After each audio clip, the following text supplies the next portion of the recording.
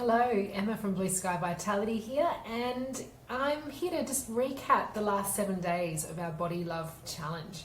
So thank you for those who have been participating and commenting and liking and just being involved in the conversation.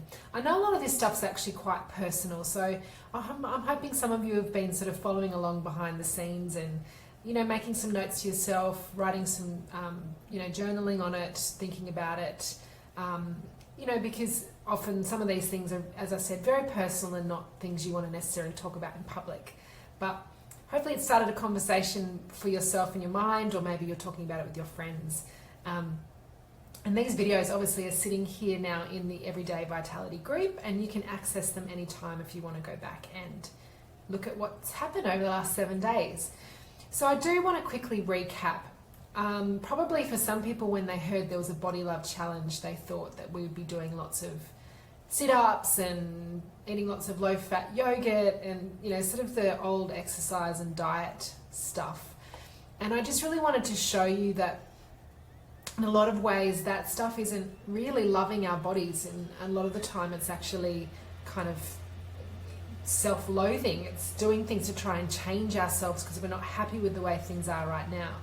Whereas hopefully some of the things we've talked about in the last 7 days are things that show you how to love your body right now and understand that looking after it impeccably by eating well most of the time and exercising most of the time and some mindfulness techniques can help you to really do that, love and nourish your body and really look after it.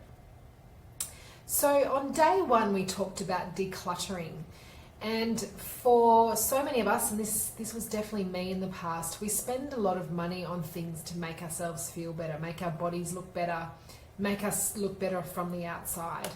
But often a lot of that money is kind of wasted. We might buy a new lipstick and the colour doesn't really suit us, or a moisturiser we buy is actually too thick and doesn't suit our skin type, or the superfood that we were told was going to be amazing actually doesn't taste that great. Or the diet book that we bought was really hard and we never stuck to it. Or the clothes we bought when we'd lost a lot of weight, but was, by thrashing ourselves and not eating much, don't fit us anymore because that sort of lifestyle wasn't sustainable. So get rid of all that stuff. Get rid of anything that's there in your life that reminds you of past failures when it comes to your body, or reminds you of things that you've done to your body that weren't quite very loving, or reminds you of the fact that you're not a stick thin, photoshopped looking model. So get rid of that stuff. You don't need reminders of all of those things to love your body. That stuff's not going to help. So the first step, or the first day, we talked a lot about decluttering. And again, if you've done some decluttering the last couple of days, send me some pics. Show me what you've been decluttering. I'd love to know. So then on day 2, we talked about changing the way we speak to ourselves, the way we think. So we have thousands and thousands of thoughts every day, and there is research to show up to 80% of those can be negative thoughts, not just about ourselves, but about other people or about situations that are happening in the world. And the world's pretty crappy a lot of the time, so it's not unheard of that we're thinking negatively. But it's great to choose to speak about yourself in a really nice way. So one of the things I like to do and encourage my clients to do is replace the words I should, or I need, I should be going to the gym, or I need to lose 5 kilos, and change those words for I choose. So I'm choosing to go to the gym because it feels good, or I'm choosing to eat better and perhaps I'll slim down a little bit. Those words are much more empowering than I need to or I should be, because that feels like you've been doing something wrong. So make a choice. The other thing I love are affirmations, and a lot of you shared your affirmations with me, and I loved reading them. I think they're really powerful. If you read them over and over again every day or a few times a day, it really changes the way your brain thinks, and you start to think more positively most of the time. And the other one that I love is the sort of the best friend test. If you've done something like eat a block of chocolate and you're like, I'm such a bad person, blah, blah, I'm such a failure, what would your best friend say? She'd probably say, look, if she's talking to me, look, you probably shouldn't eat all that chocolate all the time, but it doesn't make you a bad person. I still love you anyway. So there's some of my favorite ways of rewiring the brain and the way we speak about ourselves. and sometimes about other people too. Then on day 3, we did our mindful eating technique. So just choosing our favorite food and really noticing what it is that we're eating, smelling it, feeling it in our mouths, feeling the packaging, looking at the packaging, all that sort of stuff, and really paying attention. Because in my case, it kind of made me realize, oh, you know, the chips I eat all the time are pretty bland and not that nice, they don't smell good and all those types of things. Whereas someone else commented how it just, their feta's their favorite thing, and it just made it taste even more amazing. They were even more appreciative of their favorite food. But mindfulness is more than just eating slowly and paying attention when you eat. I highly recommend a meditation practice, and that is something that we talk about in my Body Love Bootcamp, because I think meditation changes the way you think about yourself, makes you more compassionate to yourself, and makes you more compassionate to the people around you. So try and get in a meditation practice, because it's life-changing, I promise you. Then on day 4, we talked about compassion and forgiveness.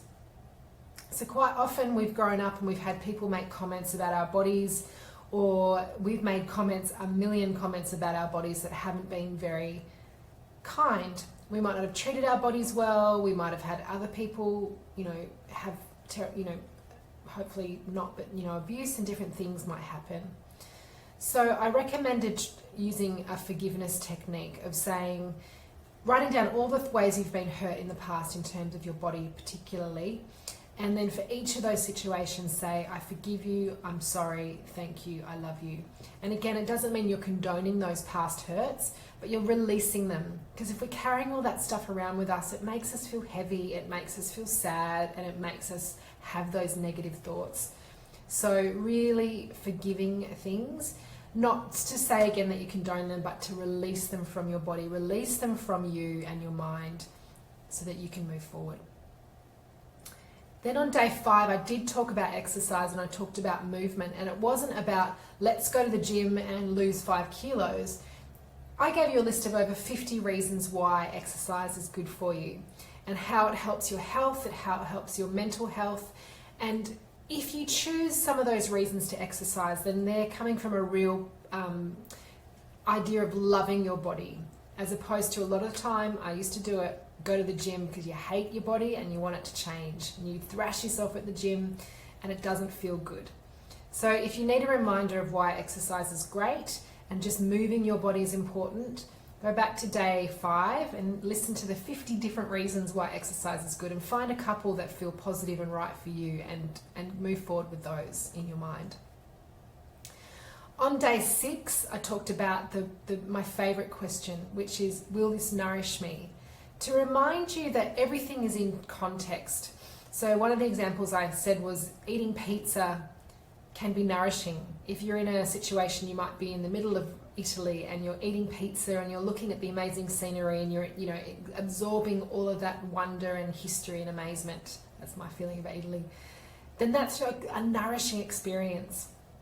But if you're driving home from work, picking up a frozen pizza because you're so tired and you haven't eaten very well lately, so you're even more tired and you hate your job and everything else is wrong in your life, and you're smashing down a pizza home in front of the TV without even paying attention, not so nourishing. So in every situation, say to yourself, will this nourish me? So on some days, hardcore exercise will feel nourishing, and on other days, a rest and a sleep will feel better. So try and get into the habit of asking yourself constantly, will this nourish me? Will this nourish me? Because the same 2 things won't nourish you on the same 2 days in the same or in different situations. And then yesterday, day 7, I spoke about anchoring it all in. So surrounding yourself with positivity, starting morning routines, doing things so that your day becomes more positive, and that the choices that you've made, the things that you've chosen to do become easier because you're surrounding yourself with positivity. It might be the people you hang out with, it might be the things you do like reading your affirmations, it might be a morning routine and meditation, it might be the jewelry that you wear like I showed you yesterday. So just find things that will continually surround yourself with positivity, and all of this stuff will become a lot easier. So if you're ready to start your Body Love journey and really dive deep into this stuff and really make loving your body an absolute easy thing to do and something that just happens naturally, and you need my help, I would love to help you. And I have the Body Love Bootcamp available now, which is an 8-week one-on-one program where we talk about how to anchor some of this stuff in for you, how to make this happen for you, how to drop the negative thoughts. It includes mindset sessions, one-on-one sessions. We do personal training or yoga, and it's possible over Skype. Believe me, I've got Skype clients. And we also have workbooks that you can work through at your own pace to really get into this stuff and really release a lot of the past hurts and also move forward with positivity.